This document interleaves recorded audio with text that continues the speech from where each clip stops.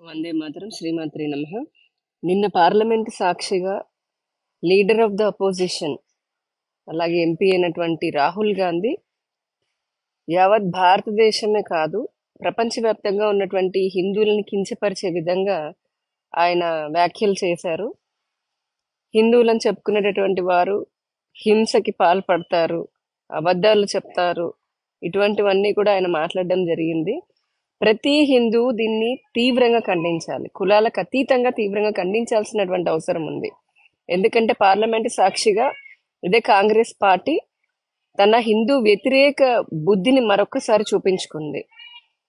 హిందువులే గనక నిజంగా హింస చేసేటటువంటి మనస్తత్వం కలిగిన ఉంటే గనక, నిజంగా ఎక్కడి నుంచో ఇటలీ నుంచి వచ్చినటువంటి వాళ్ళ అమ్మ గాని, లేదంటే ఈ భారతదేశంలో ఉంటూ ఇక్కడ పుట్టి భారతదేశానికి వ్యతిరేకంగా ఉన్నటువంటి భావజాలం కలిగినటువంటి కాంగ్రెస్ పార్టీ కానీ, ఆ పార్టీ నాయకులు కానీ ఈ దేశంలో ఉండేవాళ్లే కాదు. ఇదే కాంగ్రెస్ పార్టీ స్వాతంత్రం రాకముందు నుంచి కూడా వారి నాయకులు ఎవరైతే ఉన్నారో వారందరూ కూడా ఈ భారతదేశం విచ్ఛిన్నం అయిపోవాలని, ముక్కలు ముక్కలుగా విడిపోవాలని, ప్రాంతాల వారీగా కులాల వారీగా విడిపోవాలి అని చెప్పని అనుకొని దేశాన్ని మత ప్రాతిపదికన విభజన చేసి రాత్రికి రాత్రి లక్షలాది మంది హిందువుల యొక్క మరణానికి కారణమయ్యారు. లిటరల్లీ చెప్పాలంటే ఆ హిందువులని బలిగొన్నారు వీళ్ళు. సో అట్లాంటి కాంగ్రెస్ పార్టీ ఈ రోజున మళ్ళీ హిందువుల గురించి మాట్లాడుతోంది. హిందువులు హింస చేస్తారు అని చెప్పని. ఈ కాంగ్రెస్ పార్టీ కాదా నిజంగా మెకాలే విద్యా వ్యవస్థను ఇంకా కంటిన్యూ చేస్తూ ఎంతో మంది గొప్ప హిందూ రాజుల చరిత్రని వక్రీకరించి పుస్తకాల్లో వాళ్ళని జీరోలాగా చేస్తూ ఈ దేశం పైన పడి ఈ దేశాన్ని విధ్వంసం చేసి ఈ దేశాన్ని సర్వనాశనం చేసినటువంటి ఎవరైతే మొఘల్ లాంటి వాళ్ళు ఉన్నారో, అతి దుర్మార్గమైనటువంటి రాజులు ఉన్నారో వారిని హీరోల్లాగా చేసి టెక్స్ట్ బుక్స్ లో ఇప్పటికీ కూడా చిన్న పిల్లల మెదడులో నింపింది ఇదే కాంగ్రెస్ పార్టీ కాదా?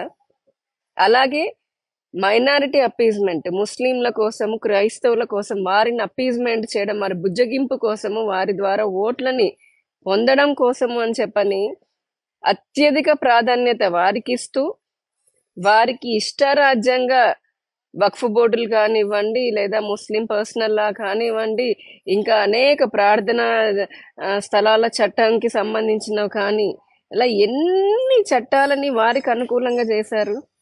కొన్ని వందల చట్టాలని హిందువులకి వ్యతిరేకంగా ఈ భారతదేశంలో తీసుకొచ్చింది కాంగ్రెస్ కాదా? అలాగే కేవలము మన భారతదేశంలో కేవలము హిందువుల యొక్క హిందువుల కోసం అని చెప్పని ధర్మాదాయ శాఖ పెట్టి మరి దాని నుంచి డబ్బులు తీసుకుంటూ ఇప్పుడు వచ్చేటటువంటి కర్ణాటక రాష్ట్రంలో వడ్డీ కూడా దానిపైన పన్నులు కూడా వసూలు చేయాలి అని చెప్పని హిందువుల పట్ల, హిందూ భగవంతుడి పట్ల, హిందువుల మనోభావాల పట్ల ఏ విధంగా హిందువుల యొక్క భగవంతులతోటి వ్యాపారం చేస్తోంది ఇదే కాంగ్రెస్ పార్టీ కాదా? మరి అదే మసీదుల విషయంలో, చర్చిల విషయంలో ఎందుకు ప్రభుత్వం ఆధీనంలో తీసుకోలేదు? అసలు తీసుకునేటటువంటి ధైర్యం వీళ్ళకుందా? నిన్న రాహుల్ గాంధీ పార్లమెంట్ లో శివుడి యొక్క చిత్రపటాన్ని చూపించి హిందువుల గురించి మాట్లాడుతున్నాడు. అదే ఇతర మతాల వాళ్ళ దేవుడి యొక్క చిత్రపటాలు చూపించి లేదా మతాల గురించి కనీసం పల్లెత్తు మాట అనేటటువంటి ధైర్యం ఈ రాహుల్ గాంధీ కానీ కాంగ్రెస్ పార్టీ కానీ ఉందా? లేనే లేదు. ఎందుకంటే అలా మాట్లాడిన మరుక్షణము కాంగ్రెస్ పార్టీని బొంద పెడతారు. వాళ్ళు హిందువుల గురించే మాట్లాడుతూ ఉంటారు, హిందువులనే విభజిస్తూ ఉంటారు. ఇది కాంగ్రెస్ బుద్ధి. ఇవి మాత్రమేనా? మరి దేశ విభజనప్పుడు మత ప్రాతిపదికన చేసినప్పుడు అప్పటికీ మెజారిటీ లాగా ఉన్నటువంటి హిందువుల యొక్క భారతదేశాన్ని హిందూ దేశంగా ఎందుకు కాంగ్రెస్ ప్రకటించలేదు? ఎందుకు ప్రకటించలేకపోయింది? వేల సంవత్సరాల గుళ్ళు ఎప్పటి నుంచో ధ్వంసమైనప్పటికీ కూడా ఆ తర్వాత స్వాతంత్రం వచ్చిన తర్వాత ఇన్ని సంవత్సరాల్లో కాంగ్రెస్ పాలించిన సమయంలో ఏ రోజైనా సరే ఆ దేవాలయాల పునరుద్ధరణ కోసం అని చెప్పని వారు చర్యలు తీసుకున్నారా?